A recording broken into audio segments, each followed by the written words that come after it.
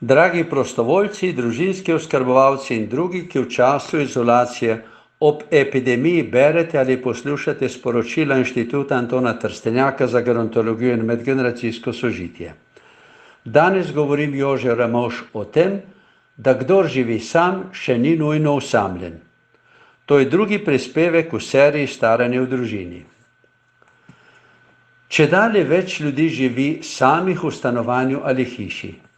Statistika jih imenuje enočlanska gospodinjstva, sodobna znanost je ustvarila zanje enostaven in lep strokovni izraz samovalec, angleško singleton. Najpogostejše samovalke so starejše ženske, ki jih je tudi sicer več kakor starejših moških. Starost je feminizirana in se singularizira, pravi gerontologija.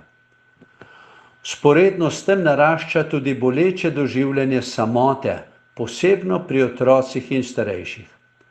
Osamljenost je ena najbolj razširjenih stisk starih ljudi. Znanstveno raziskovanje zadnja leta ugotavlja, da je osamljenost prava bolezen. Njeno preprečevanje in reševanje je pogoj za kakovostno staranje. Reprezentativna raziskava o tem, kaj nad 50 let stari Slovenci potrebujemo, kaj zmoremo in kaj hočemo, kaže, da je 19% samovalcev, ki živijo sami. Veliko pogosteje so to ženske, teh je 23%, kakor moški, teh je 13%. S staranjem njihov delež narašča.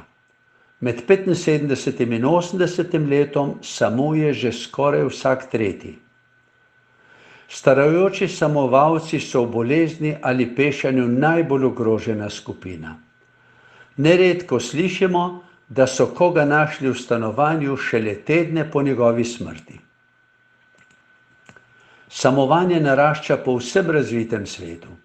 Na primer v Nemčiji, ki ima okrog 41 milijonov gospodinjstev, se je delež enočlanskih gospodinjstev med leti 2000 in 2015 povečal iz dobrih 13 na 18 milijonov. Število 3 in veččlanskih gospodinjstev se manjša. Pohištvena in prehrambena industrija, turizem in ostali trg se naglo prilagaja samovalcem, ki so pomembni kupci. Od kod današnji trend samovanja in kaj pomeni za kakovostno staranje, za sožitje med generacijami ter za razvoj človekove osebe in kulture v skupnosti? Danes je v ospredju vrednota samostojnosti in osebne svobode. To je ena največjih vrednot. Človeštvo jo je množično razvilo zadnjih 100 let. Prej se zaradi materialnega pomanjkanja pri večini ljudi svoboda ni mogla uveljaviti. Pri bogatih pa se je pogosto spridelal nadut egoizem. Sebično zapiranje vase je danes nevarnost za večino ljudi, saj v razvitem svetu skoraj vsak živi v večjem vsakdanjem udobju, kakor je pred stoletji cesar ali cesarica ob vsem bogastvu in služinčadi. Če je pomanjkanje, mora živeti skupaj več ljudi, ker je to ceneje. Malce udobnejše stanovanje samovalca meri 40 kvadratnih metrov, 10 kvadratnih metrov večje je udobno že za 2 in tako naprej. Kuhanje za 5 ljudi ne zahteva bistveno več časa in stroškov, kakor samo zase. V preteklosti skoraj ni bilo samovalcev, ker so bili ljudje prerevni za samostojno bivanje. Danes je zelo pomemben tudi okoljski vidik trajnostnega razvoja naravnega okolja. Naravo in njene vire moramo ohraniti ugodne zase in za naše zanamce. Okolje manj obremenjuje sobivanje več ljudi, kakor samovanje. Kaj pa z vidika človekovega osebnega razvoja? Je ugodnejše samovanje z veliko svobode ali sobivanje, ki bolj sili k sodelovanju, usklajevanju medsebojnih odnosov in razvijanju sočutja. Človek je bitje, ki potrebuje samoto, da lahko v njem mirno zorijo njegove ustvarjalne zamisli in izkušnje, doživljanje samega sebe, drugih ljudi, narave, družbe in kulture.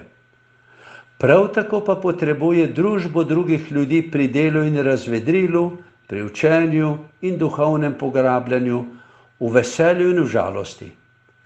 Za zdrav človeški razvoj sta enako nujni samota in družba. Oboje sta temeljni človeški potrebi.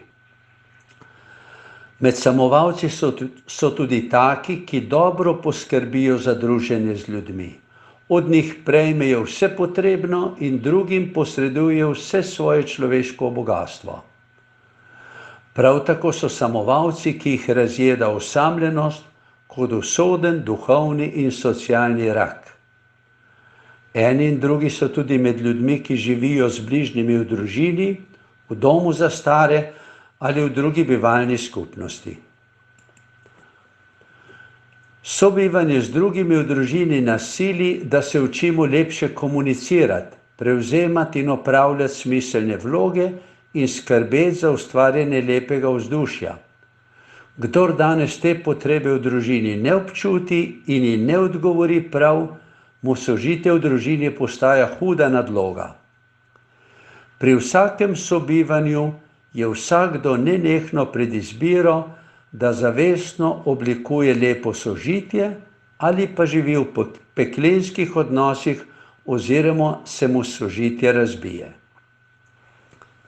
Samovalsko življenje v lastnem stanovanju človeka ne sili k nenehnemu usklajevanju sožitja, pač pa ga spodobno ostrino sili k plodni samoti, da sproti in učinkovito obdeluje svoje dobre in slabe izkušnje, da plemeniti svoje doživljanje, sili ga k kontemplaciji, k duhovnosti.